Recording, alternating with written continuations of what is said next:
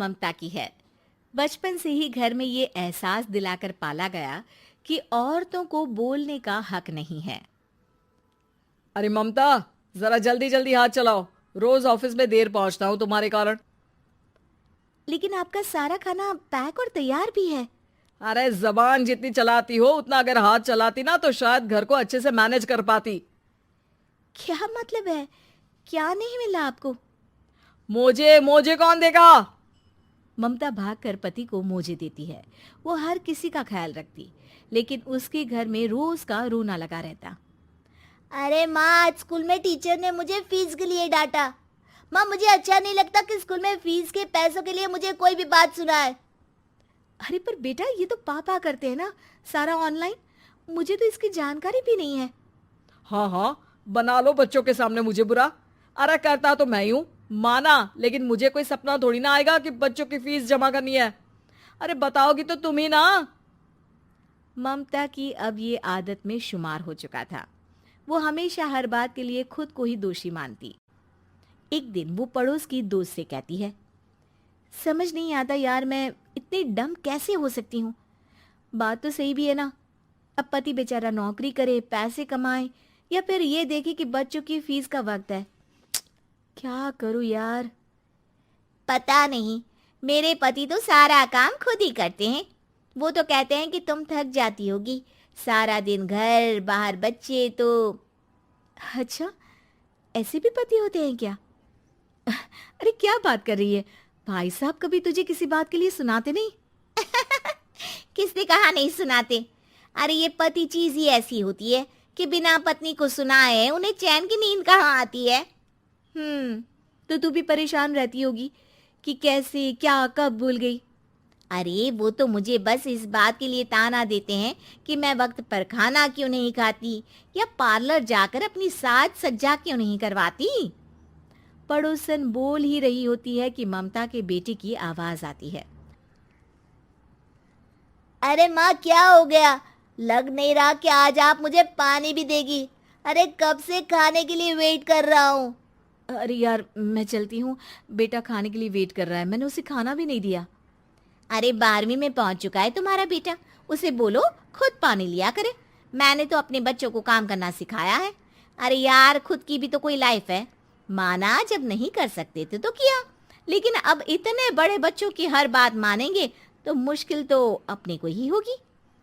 ममता को पड़ोसन की बात में दम तो लगता है, लेकिन करे क्या, आदत भी तो खुद ही ने डाली थी। ममता घर जाती है कि तभी बेटी आ जाती है। माँ, परसों मुझे एक शादी में जाना है। तेरी वो जो लाल वाली साड़ी है ना, उसे दे देना। मैं आज जाकर टेलर को दे दूंगी, वो उस साड़ी से सूट बना देगा। अरे नहीं नहीं तारा, वो मेरी माँ ने मुझे दी थी और उस साड़ी से मेरी काफ़ी भावनाएं जुड़ी हैं। तुमको ना मैं दूसरी साड़ी दे दूंगी। ओके, कोई बात नहीं, लेकिन आज दे ही देना पक्का। तारा माँ की साड़ी से सूट बनवाकर पार्टी में जाती है, लेकिन जब वो पार्टी से लौटती है, क्या है, मैं तो समझ ही नहीं पा रही हूँ। अरे जब वो साड़ी मांगी थी तो ये छल्ली सी साड़ी क्यों दे दी? मैं ही पागल थी जो इस साड़ी का सूट बनवा लिया मैंने। माँ, जानती भी हो कि कॉलेज में मेरी कितनी हंसी उड़ी। तभी वहां ममता का पति सुनील आ जाता है। अरे गवार औरत, जब बेटी साड़ी मांग रही थी तो दे देती ना। अरे पापा, इनके तो इमोशंस जुड़े थे उस साड़ी से। ममता इतने सब के बाद भी कुछ नहीं बोलती। मेरी बेटी की बेइज्जती हो गई, मैं बिल्कुल बर्दाश्त नहीं कर सकता ये। मैं नहीं चाहता कि मेरी बेटी से कोई भी ज्यादा सुंदर लगे पूरे कॉलेज में। जी, वो पढ़ने में तारा बिल्कुल अच्छी नहीं है, उसकी पढ़ाई पर आप ध्यान दीजिए ना। अच्छा, अब तुम मुझे बताओगी कि मुझे किस पर ध्यान देना और किस पर नहीं। रमेश जैसा ही ये वाक्य पूरा करता है, ममता की बेटी और पति उस पर जोर जोर से हंसते हैं। अरे ठीक है ना, पता ही नहीं चला कि कैसे वक्त इतना बीत गया। अरे कैसे पता चलेगा माँ, हम लोगों के पीछे जो तू बैताल की तरह चिपकी रहती थी, तुझे कैसे वक्त का पता चलता। ममता को पहले सास ससुर, फिर पति और बच्चों की तरफ से इस तरीके की बातें सुनकर उसका मन बहुत दुखी रहता था। एक दिन, सुनो ना, बहुत दिनों से कमर के नीचे बहुत दर्द रहता है। कल मैंने देखा तो एक फोड़ा था। अरे ममता, एक बार अपने पति से बात करो, वो तुम्हारा फोड़ा डॉक्टर को दिखा देंगे। अरे नहीं नहीं, वो तो गुस्सा हो जाएंगे। अरे क्यों गुस्सा हो जाएंगे? तुमको दर्द है? हाँ, लेकिन वो यही बोलेंगे कि ऑफिस जाऊं या फिर तुम्हें लेकर डॉक्टर के पास। तो बेटे से ही बात कर ले। अरे वो तो मैं कर लूं, लेकिन फोड़ा है ऐसी जगह कि उसे बताते मुझे शर्म आएगी। लेकिन कुछ ना कुछ तो करना जरूरी है ना। ऐसे कब तक फोड़े के दर्द से तड़पती रहेगी? अब तो सोच रही हूँ कि इनसे बात कर ही लूं, वरना दर्द के मारे कहीं मर ना जाऊं। लेकिन शाम को, ममता, क्या किया तुमने आज? खाने के डिब्बे में कैसा खाना दिया था? दाल खराब हो गई थी। कब की थी? दाल तो मैंने सुबह ही बनाई थी, खराब कैसे हो गई? अच्छा सुनिए ना, मुझे कहना है कि अरे गरम दाल बंद करोगी तो ऐसा ही होगा ना। बेइज्जती हो गई सबके सामने मेरी। ऑफिस वालों ने ऐसा मजाक उड़ाया कि क्या बोलूं। कल से ठीक से खाना देना है तो देना, वरना खाना देना बंद कर देना। बाहर खा लूंगा मैं। ममता, जो पति से अपनी परेशानी बताने वाली थी, वो अब ये सोचने लगती है कि कल से पति को खाने में क्या दे।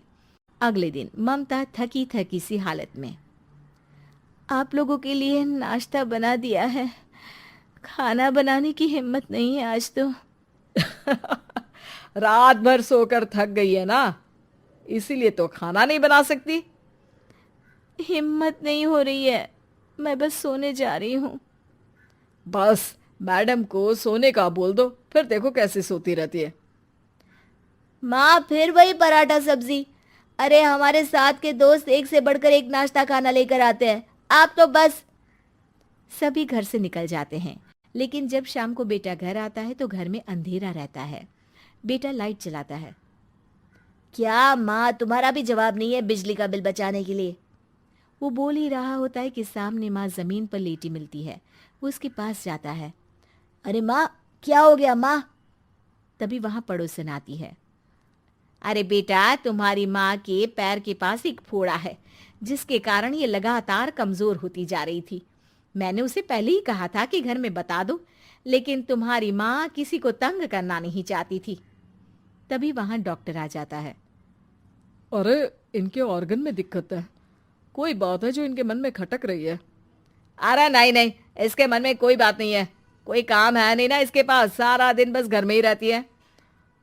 देखिए, मैं तो ये नहीं जानता, लेकिन हाँ, इनके मन में हमेशा कोई बात रह जाती होगी, इसीलिए उनकी ये हालत है। अगर आप समय से नहीं ले आते तो हो सकता था कि। अरे नहीं नहीं डॉक्टर साहब, हम पूरी कोशिश करेंगे कि वो ठीक हो जाए। हम लोगों ने अपनी ही परेशानी माँ के सामने रखी, लेकिन किसी ने माँ की दिक्कत को जानने की कोशिश तक नहीं की। हाँ, मैंने भी ममता को हमेशा घरेलू जरूरत से ज्यादा काम का नहीं सोचा था। ममता को होश आता है और वो खुद को अपने बेडरूम में देखती है। वो उठने की कोशिश करती है कि माँ, अब आप नहीं उठेंगी। हम लोग है ना, हम लोग आपको पूरी तरह से खुश रखने की कोशिश करेंगे।